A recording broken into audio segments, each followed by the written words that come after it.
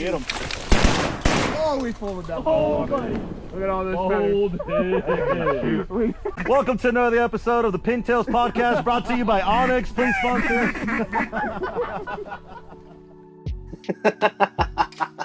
Quack, quack, motherfuckers. Welcome back to another episode of the Pintails Podcast. Today we're talking about waders, the highs, the lows, the zips, the straps, the fails, the wins. Man, let's get into it, Alexis. Tell me a little bit about your journey through waders. I zigged when I should have zagged, brother. There ain't no other way to put it. 100%. I know what you mean by that. Tell the viewers what you're talking about. Well, if you've never sat in 15-degree weather with a frozen lake in front of you, and you're in it in the duck blind, and then you feel your little twinkly toes get a little bit colder than you expected, you know exactly what I'm talking about, because I know it's happened to a few of you out there. Okay, so let's talk pro tip of the day. Check your fucking waders before you get in the water. Or just send it and don't be a bitch. Yep. Then you call the old Pintails Podcast and ask them, what's the best way to fix my waders without waiting a whole season to get them back from my Sitka lifetime warranty that I'm sure will get fixed, but not sure when. The answer to that is purely some fucking Gorilla Glue, a piece of tape on the inside, Piece of Gorilla tape Glue on the the shit outside. out of it, piece of tape on the outside. Give it 24 hours or fucking 6 hours, and then you got a malleable seal. Or it'll work. It'll if get you taken care of. Or if you're hunting the evening and then you need to hunt the morning again, just grab your old lady's blow dryer, throw it on that thing. Yeah, it'll happen. Grab that old Dyson. It'll She don't fix need it. for you. Yeah, but let's talk a little bit about this last season, dude. Let's talk about the last weekend of the season where temperatures in North Texas got down to what? The teens or single digits? I was out there in some 18-degree weather per my recording device for the weather, is what I saw. Mm-hmm. But y'all could have had it a little different. Yeah. So, I mean, I don't know why you're using a weird voice, but that's fine. Well, I'm a duck hunter, okay? I'm a duck hunter. I mean, I get it. And this is how I talk now. This is my whole personality. So if that's the personality we're going with, that'll work. What you want me to talk like? You want me to talk like the motherland? Si quieren que hablen en español, también les digo en español. Mira, se van a ir a matar patos. Chequen muy bien que tengan los pantalones afrijados, que no les vaya a entrar agua. Así les estoy diciendo. Loosely translated, there's a Drake mallard's dick is small in its pants, if no one understood Spanish. El gato en mis pantalones está limpio. Exactly. No, dude, but I mean, let's just talk about the actual realities of having multiple sets of waders for different uses, right? Like, it doesn't matter if it's Sitka, Drake, Magellan, or whoever you want it. Like, if you want to buy bougie, buy bougie. You want to buy cheap, buy cheap. But if you're cold, layer underneath breathables. If you don't want to layer, buy neoprene. But at the end of the day, you will freeze a lot harder on neoprene because that shit's going to hold a little bit of water. And it's got a lot of areas of failures, but so do breathables. I mean, breathables tear a lot easier. Well, let's talk about that, right? Because you hunt polyesters. I know Buddy Snow hunts some neoprenes, and I hunt breathables because I use them for fly fishing and stuff. But breathables and polyesters are the same. Well, I'm a duck hunter, all right? And I'm going to call them what I'm going to call them, all right? So, but there are advantages and disadvantages to both. And I will say, like, I get them northern boys being in, like, them neoprene stuff. I get it. But, like, down here in Texas, it gets hotter. And we're hunting in 80-degree weather. And you know what? Being cool sometimes is the name of the game. Because it gets a little moist in there. And if you're going into the cold, you can always just wear good layers underneath, which is what I did this year. I mean, realistically, right. I hunted down there in Rockport, and I mean, most of my hunts, if I got 40 degrees weather, I was jumping for joy. If I got 50 degrees weather, I was jumping for joy. Most of my hunts were like 70 degrees. It was ridiculous. Yeah. It was hot. And most of the times, like, I only wore a jacket to conceal myself, not because it was cold. I was out there in a, active fit, whatever you want to call it, base layer, like camo shirt, long sleeve and some waders, and that was it. Trying to hide in the bush because it gets hot. Yeah. You know. Yeah, coastal definitely is a different animal than like northern, even eastern. I mean, we get those cold fronts that blow out of the northwest and then kind of swoop back up over Houston, but San Antonio and south really don't get down in the teens, but maybe one day out of the year. Yeah. And in Dallas, like we obviously didn't have the cold we really wanted. Damn sure didn't have the water, but we definitely get colder weather than you're getting. So like I like the fact that I move a little bit more fluidly in my waders, right? The breathables, just so everybody knows what I'm rocking. I got the freaking Drake T-zip straight up the middle so I can get in and out of them. But if I'm cold, like I'm wearing a thermal, some sweatpants, and just some wool socks, and I'm usually pretty good. I mean, at the end of the day, cold is fucking cold. You're going to be cold. That's right. There's no perfect shoe. That's right. And at the end of the day, whatever works for you is going to be the perfect fit. Shit. There is I gotta answer this. Pause the podcast. Hold Pause on a the second. podcast. Go to commercial break. Commercial break. What's going on, guys? This is usually the part of the podcast where we would take a moment to thank our sponsors for sponsoring our video, but since, we ain't good enough for sponsors, I'm just going to go ahead and start naming off a bunch of brands that I like in hopes that they might recognize us. So, shout out Beretta, shout out Onyx, shout out Sitka, shout out Kuiu, shout out, let's see, who else do we really like? Tahatsu, shout out Prodigy, shout out Magellan Outdoors, shout out Academy, shout out to my wife for allowing me to do what I love and loving me for it. So, shout out to all those guys. And if you guys want to get on this podcast, email us and, we'll get you on here. Why not? Let's do it. In the meantime, I'm just going to go ahead and plug my company. So shout out AGTX Construction. If you're in the Hill Country and you want to renovate your home or build a deck or paint your house or do whatever, give me a call. All right, let's get back to it. All right, guys, we're back. Welcome back from the commercial. That's how it goes, man. Yep. That's how it goes. I mean, we had to hit a quick commercial break. I mean, we got other lives too, guys.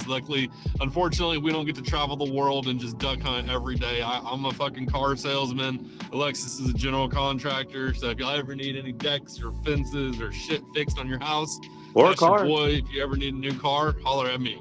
I mean, right? At the end of the day, this podcast is by the working man for the working man. And these are the 100%. Realities of the working man, dude. Like sometimes you want to talk about ducks and work gets in the way. What you gonna do? You go to commercial break. You gotta go to commercial break. But hopefully we can fill this in with some sponsors down the road. This is our first episode, guys. So if you're liking what you're hearing, obviously like, subscribe. We think that's how we get sponsors on this. We have no idea. We're just gonna wing it. We're just gonna wing it. Duck joke, Hopefully, got to do that. But where were we at, man? We were talking about the fact that during the last weekend of the regular duck season in Texas, we decided that while the rest of the world was hunkered down trying to get away from the ice and the cold and the snow, that wasn't really snow. There is a few of us out there called duck hunters that decided this is the perfect weather to go to the outdoors. And that's exactly what we did. And, sometimes your gear just really isn't meant up for it. But let's get into it, right? Let's talk about it. So you mentioned that you use your Drake breathable waders. At the end of the day, whatever works for you is the perfect fit. There is no one size fits all for this thing. I use Magellan waders from Academy. Why? Because it fit in my budget. I had to buy. Hold on. So I use the so I have the Drake T-zips. I mean, they're great. They're breathable. I don't know why they use the term breathable. I mean, it's fucking plastic, so it's not like it's really breathing. But when you get in the waters, everybody knows that tightening suction you get as you get deeper and deeper.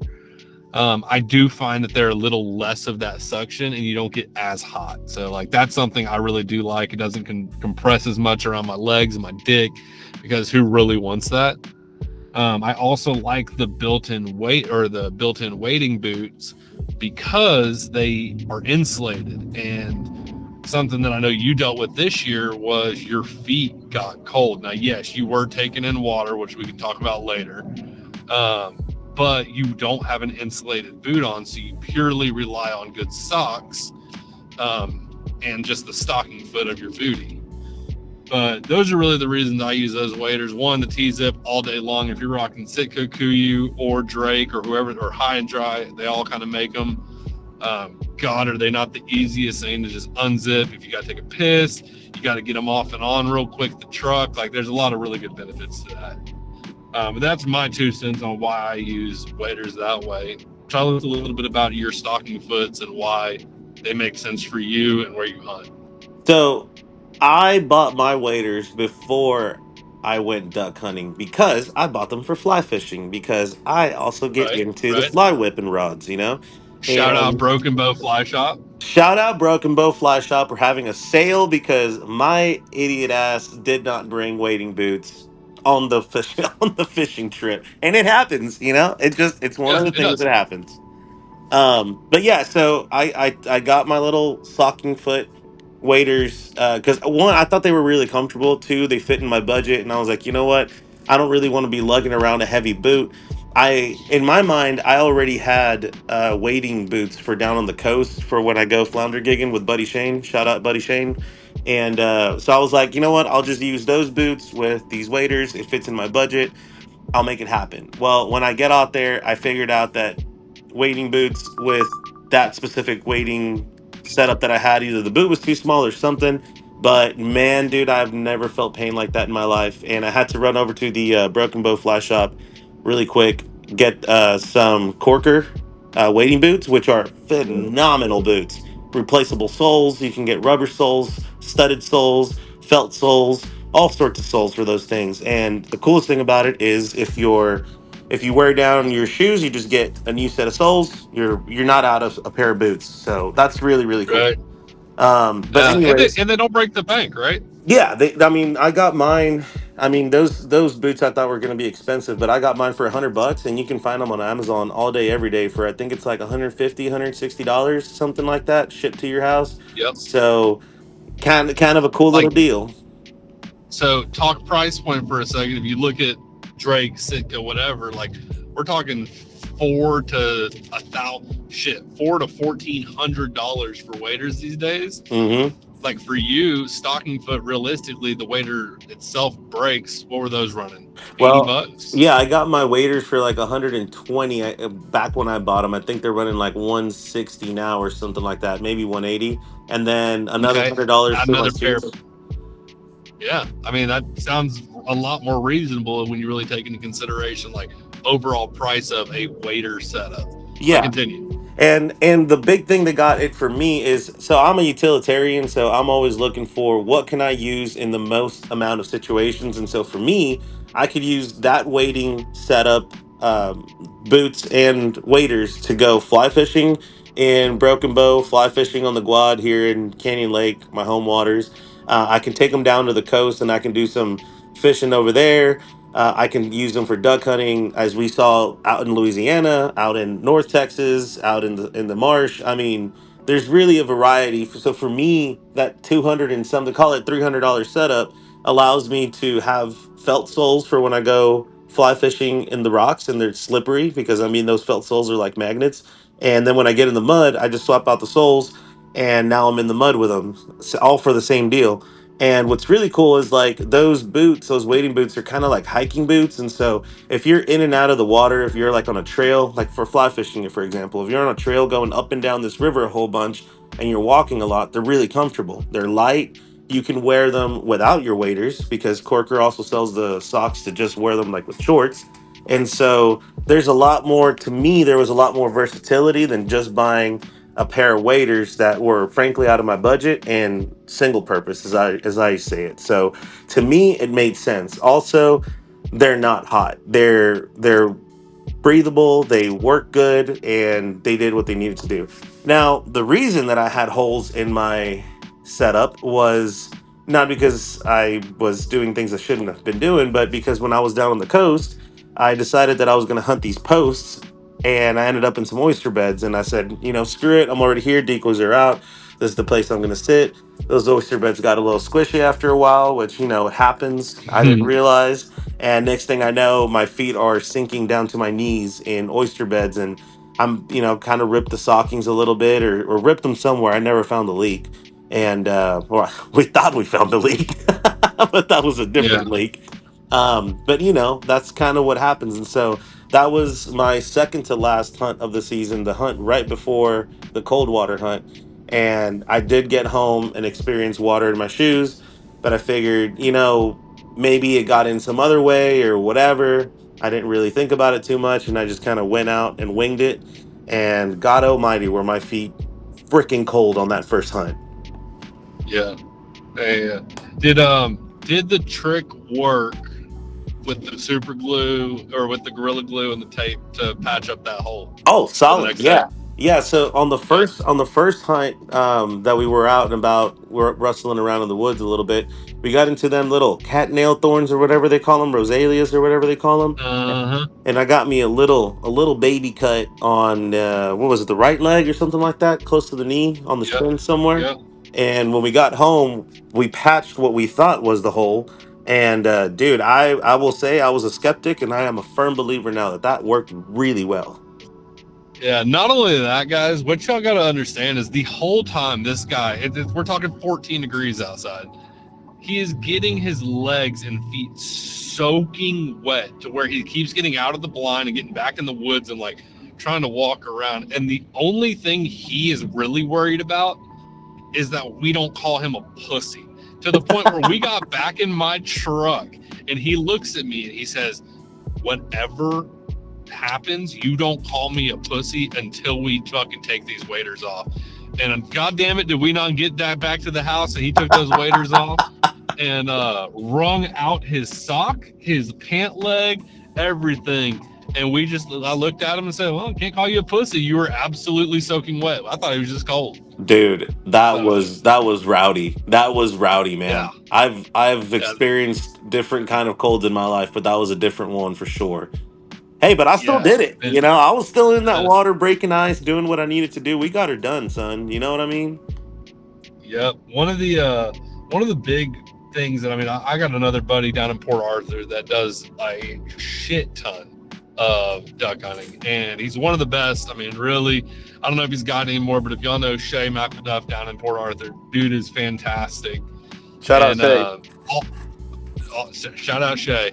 All he does is wears stocking foot waders, and his explanation to me, at least back when I was like, why are you wearing these, is because on the coast you're in those oyster beds, you're in that really mucky, swampy bottom, and he said it's a lot easier to pull his foot in and out without it slipping out of a boot, right? And trust me, man, I have dipped my foot down in an alligator hole and realized that pulling it out is just pulling my leg all the way up my wader, or pulling my foot all the way up my wader leg. So that's one of the things that I've thought about adding it to the arsenal. So if I ever go down to somewhere where it's real mucky, I can throw something like that on.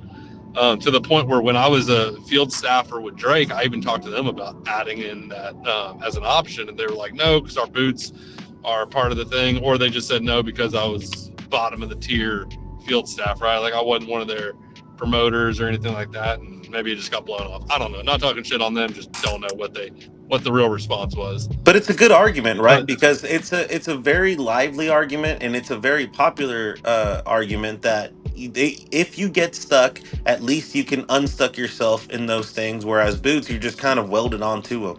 And I've known buddies to kind of be in that situation before, where they're like, "Dude, I can't get out of here," you know. And in my mind, I've always thought, well, hell, I can at least always reach down and undo my laces and wiggle myself out if bad came to well, worse not or whatever.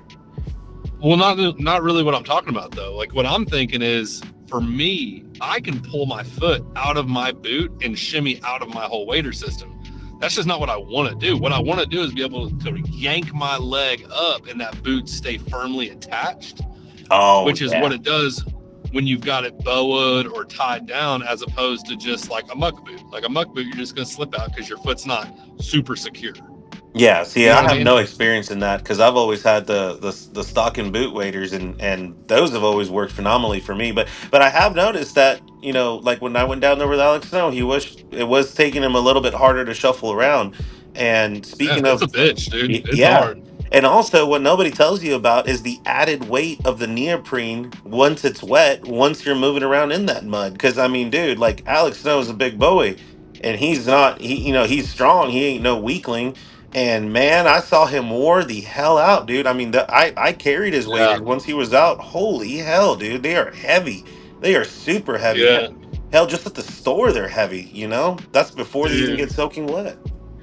I 100% agree with that. Well, that's waders in general, right? Like, I feel like Yeah, I got a buddy that's a big elk hunter, and he's like, "Oh, you got to train, you got to do this, you got to do that," which I am not knocking it, dude. You get up in those mountains, breathing's a bitch on its own. But when I do go snowboard and I climb up the mountain in my snowboard boots, like another couple of hundred fucking vertical feet, I can handle it just as good as the guy next to me that trains to elk hunt. Just because when you're getting through that mud, I mean, work in the muck, it is a workout. And over the years, dude, I am not a fitness athletic, anything like that, dude. I'm 5'11", 6 foot, 215 pounds, like not of pure muscle. I'm going to tell you right now that it's going to breed you to be a different animal. it's that country So, I strong mean, boy. it's that duck hunter strong. And Yeah.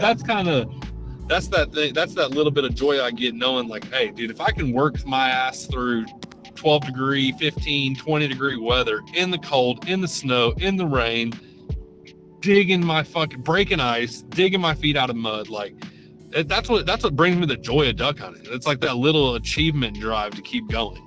100%. But the right waders 100% make it doable. So Now we can say all of this, and you're gonna get into a pair of whatever waders, and you're gonna say, "Man, these feel really comfortable," and that goes completely against whatever those two morons were talking about. And you're right, because whatever works for you, and that's at the end of the day, that's all that matters. All we can really do is just share our experience and our little tips, and see if anybody else feels the same way. I mean, comment down below. What do you think about the footstock versus welded boot argument? What do you think about the neoprene versus 100%. like, what do you think about that? Like, what's y'all's favorite kind of waders? Like, let us know, and Yep. don't just let us know for content. We don't care about that. Let us know, because I bet you there's somebody out there that's barely starting off and they're really curious about this stuff, and they don't know anybody that can really teach them, and they're looking for ideas. They're looking for knowledge. So spread the love, man. Spread the knowledge to the next generation. It's up to us to keep it going and do it right. Yeah. One of the things I really want to touch on, like he just said, this is for entertainment and knowledge for everybody, right? We are not sponsored by anybody as of now. If we do get sponsored by somebody, it's going to be a product we agree with, but that does not mean because you listen to this, you have to join it. Like, we want this to be for the average Joe that duck hunts, that struggles with deciding with their gear, not because it's the most expensive, but just because they want it. Like, they truly want the best shit. And all we can recommend is to try as much as you can, right? Yeah. The second thing is, like, dude, we're not fucking professional in any which way. Y'all want to hear me with a duck call, come duck hunt, and you will laugh your ass off. I can get them to decoy, but the guy next to me can blow it a lot better. I'll tell you that much. Somebody told me I So, sounded like a kazoo with mine. yeah, everybody's been called a kazoo at some point, right? So, like, don't let that discourage you. Buy an expensive one, buy a cheap one, whatever it is. Practice makes perfect. So, like, just get better at that. But we want every episode to get true feedback from y'all. One, because we just want to talk about duck hunting. We want to talk about what, like, gets you up at 3 a.m. to go to public land. What got you to make an extra $100,000 this year so you go buy yourself a duck lease? Like, what happened, right? So, like he said, comment is, write us an email, write us a fucking whatever. We're new to this. I don't even have it set up yet, but we'll have an email on the link that you can write to until we get a comment section, and just let us know what you think, what you thought, what you're gonna get.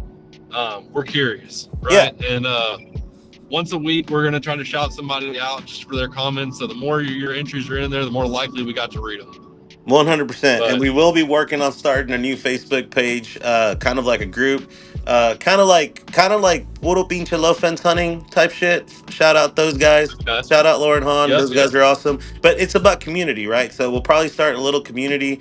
Facebook groups are super popular. We'll probably start an Instagram page where you guys can share your thoughts, commute, whatever. And ultimately, like for example, me, I live in San Antonio. I like to go hunting in Rockport because to me it's close. Ryan lives up in Dallas. I don't get to hunt with Ryan all the time. So most of the times I'm by myself and like I'd like a hunting buddy. Well, maybe you'll find a hunting buddy. Maybe we'll become hunting buddies. I don't know. We'll see where it goes. But at the end of the day, it's about community. It's about being better together. Yep. But appreciate y'all listening to us for this long. Hopefully y'all tune back in on our next episode. This is the fucking Pintails podcast, man. I hope y'all enjoyed. Thank y'all. Later.